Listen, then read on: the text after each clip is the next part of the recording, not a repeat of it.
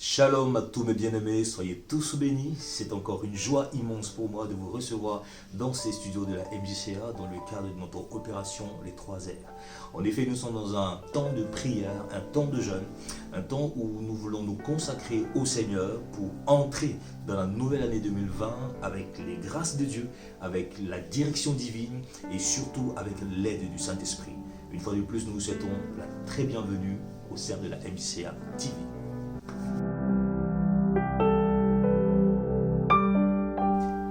Oui, mes amis, nous sommes dans l'opération 3R. Ça sera un temps de prière, comme nous l'avons dit tantôt, un temps de jeûne. Que veut donc dire ces 3R? Le premier R, c'est le renoncement. Le second, c'est le renouvellement. Et le troisième, enfin le dernier, c'est le revêtement. D'où nous vient ce thème? D'où nous vient cette inspiration? Eh bien, mes amis, nous l'avons trouvé dans la parole de Dieu. Car en effet, quand nous lisons l'épître des Éphésiens, l'épître de Paul aux Éphésiens, dans le chapitre 4, à partir du verset 21, la Bible dit ceci: si du moins vous l'avez entendu, et si conformément à la vérité qui est en Jésus, c'est en lui que vous avez été instruits à vous dépouiller. Voyez, à vous dépouiller, eu égard à votre vie passée, du vieil homme qui se corrompt par la convoitise trompeuse, à être renouvelé dans l'esprit de votre intelligence et à revêtir l'homme nouveau créé selon Dieu dans une justice et une sainteté que produit la vérité. Quand nous parcourons ce texte, à partir du verset 21, nous pouvons déjà relever le premier R qui est le renoncement. Car en effet, le verbe dépouiller est également un synonyme de renoncement. On peut appliquer cela comme étant un renoncement. Le dépouillement est aussi une action de renoncer aux choses qui ne correspondent plus à la direction dans laquelle nous voulons maintenant nous engager, c'est-à-dire celle du Seigneur. Au verset 22, il dit « Eu égard à votre vie passée du vieil homme qui se corrompt par les convoitises trompeuses ». Au verset 23, il dit « Il nous exhorte à être renouvelés ». Donc le deuxième R, c'est le renouvellement que nous voyons ici. Le renouvellement de l'intelligence. Et enfin, le troisième R, verset 24, il parle de revêtir l'homme nouveau. Dans cette vidéo, il sera essentiellement question du renoncement. Le renoncement, vous voyez, le premier R. Je vous lis le verset 25. C'est par là que nous allons démarrer.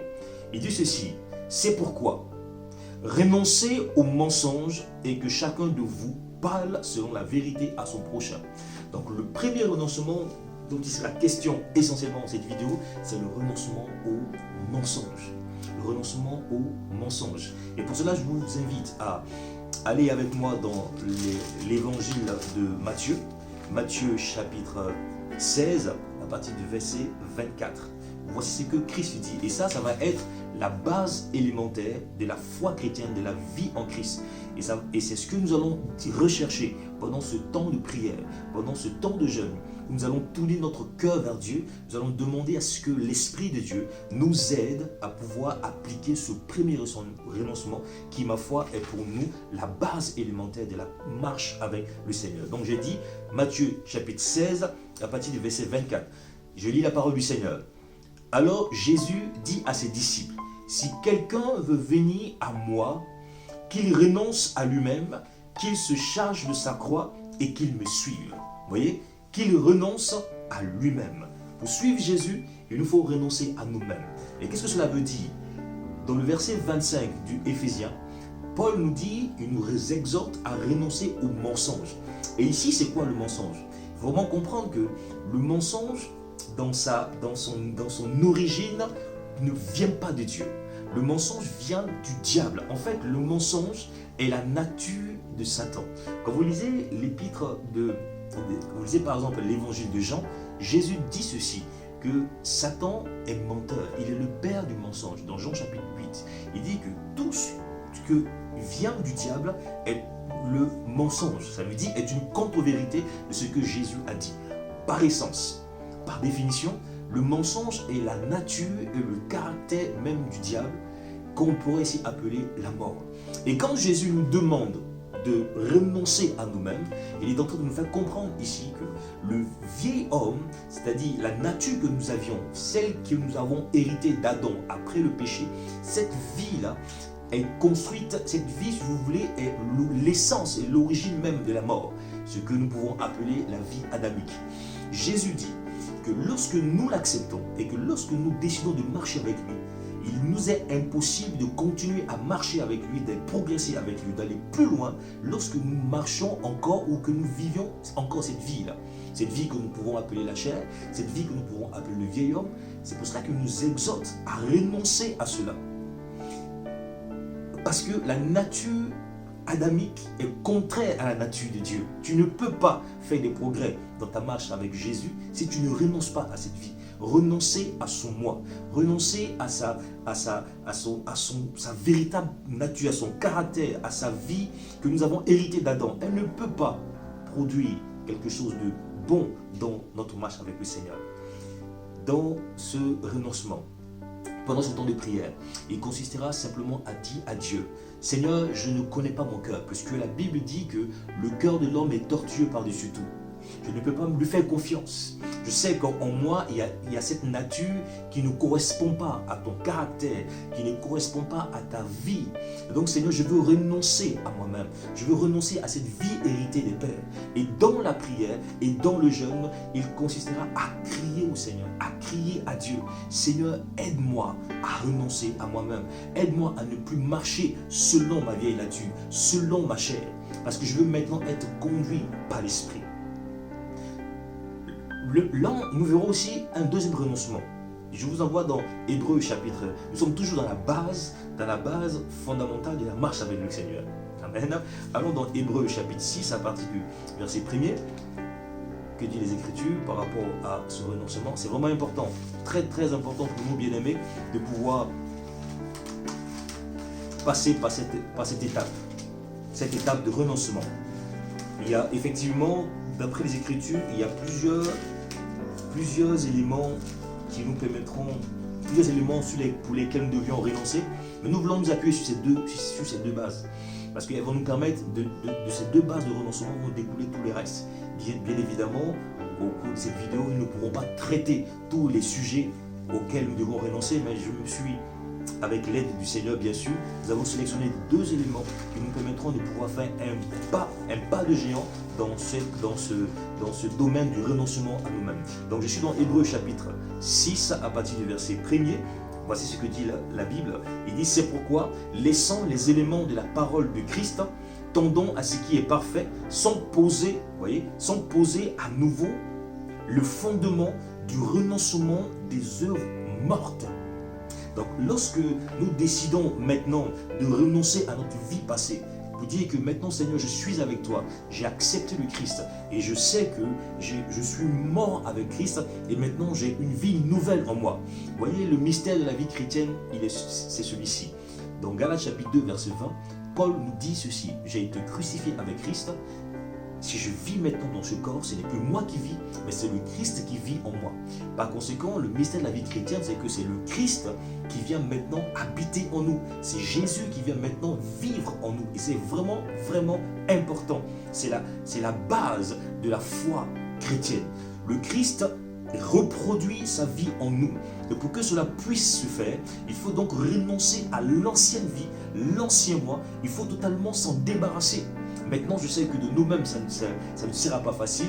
De nous-mêmes, ça ne sera pas chose aisée. C'est d'ailleurs pour ça que le Saint-Esprit est venu. L'Esprit de Dieu est venu pour nous aider à renoncer aux œuvres de la chair. L'Esprit de Dieu est venu pour nous aider à marcher dans la réalité de la vie chrétienne, à marcher par l'Esprit. Je crois que c'est le Galate qui nous dit aussi, je dis donc, marchez par l'Esprit et vous n'accomplirez pas le désir de la chair. Mais pour marcher par l'Esprit, la première chose à faire, renoncer au vieil homme, renoncer à nous-mêmes et ensuite renoncer à ses œuvres.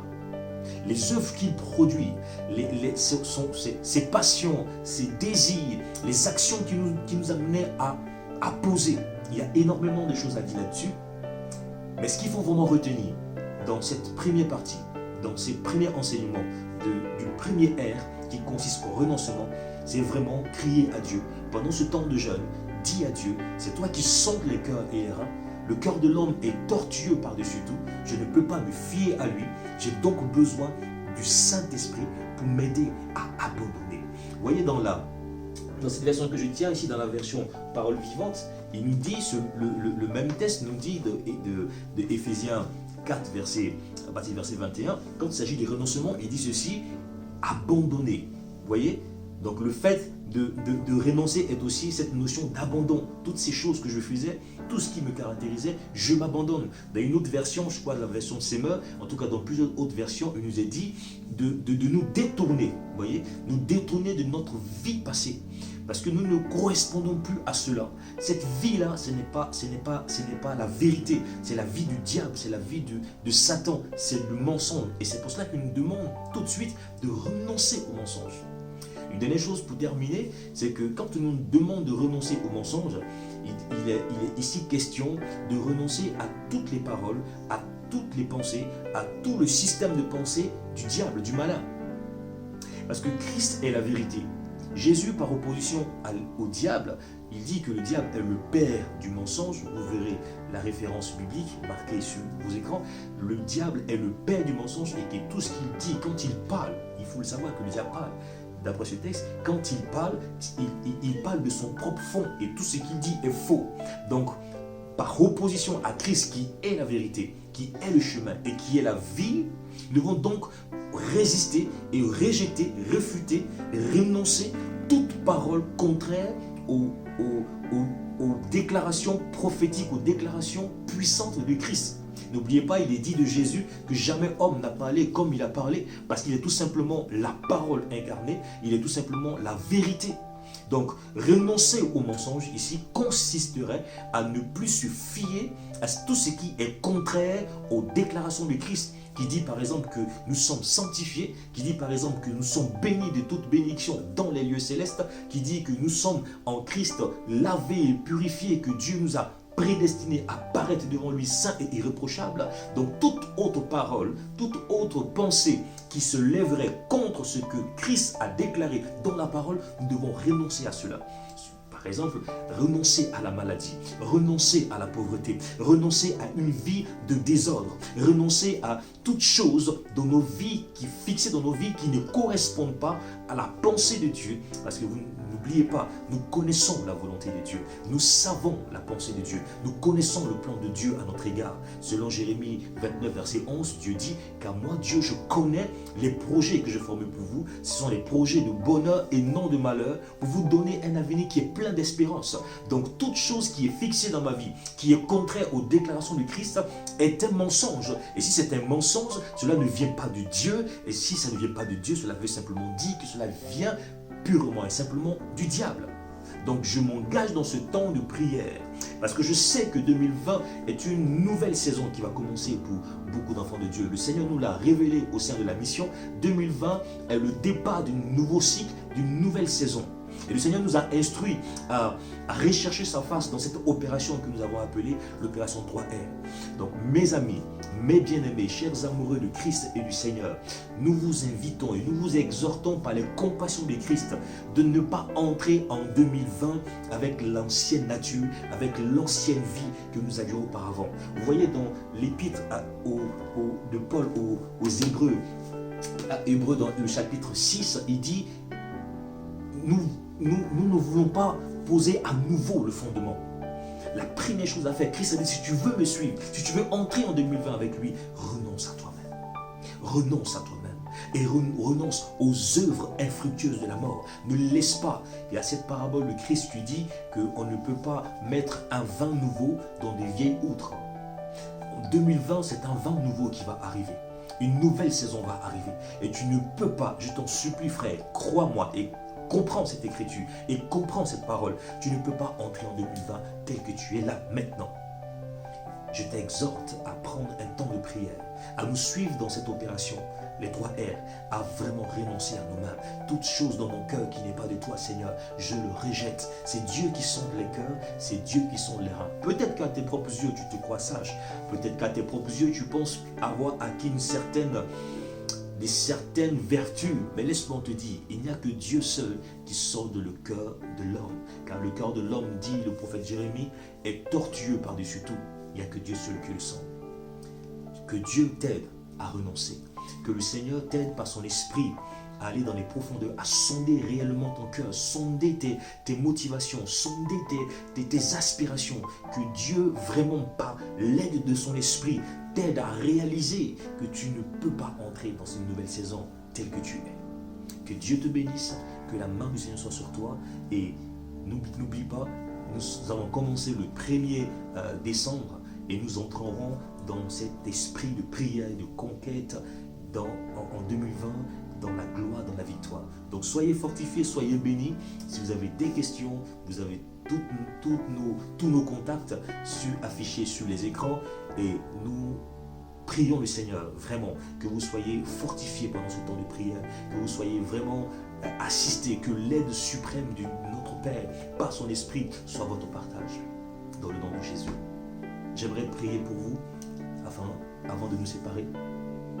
Père Saint, nous te bénissons pour ta grâce, pour ta force et pour ta puissance. Seigneur, nous avons essayé avec nos faibles mots de faire passer le message que tu nous as mis à cœur.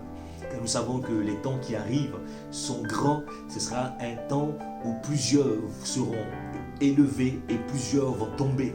Mais Seigneur, tu nous fais la grâce d'être par ton esprit de sagesse et de l'intelligence de comprendre les temps qui arrivent. Seigneur, donne à chacun d'entre nous ici présents, ceux qui écoutent, ceux qui entendent cette vidéo, d'être fortifiés, qu'ils comprennent la nécessité du renoncement, de ne pas laisser l'ennemi, Seigneur Dieu, s'investir et s'immiscer dans notre communion avec toi. Christ pouvait déclarer dans Jean 14, 30, le prince de ce monde vient contre moi, mais il n'a rien en moi. Que cette parole devienne une réalité et une vérité pour nous, Seigneur Dieu de gloire. Que nous puissions déclarer avec foi et avec assurance que le diable vient contre nous, mais il n'a rien en nous parce que nous avons renoncé totalement à sa vie, à son mensonge et à tout ce qui lui appartient.